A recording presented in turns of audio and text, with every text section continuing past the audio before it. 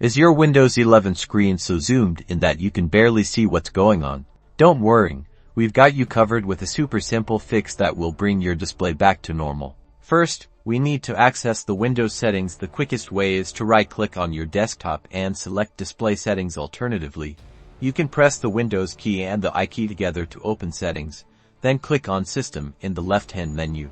Once you're in Display Settings, look for the Scale option. This is the setting that controls how large or small everything appears on your screen. You'll likely see a drop-down menu with a percentage. If it's set to high, like 150% or more, that's probably why everything appears zoomed in. Most users find 100% or 125% to be the sweet spot for clarity and screen real estate. Click on the drop-down menu and select a lower percentage, typically 100%. After you make a change, Windows will usually prompt you to sign out and sign back in for the new scaling to take effect. Go ahead and sign out and then sign back in to apply the changes.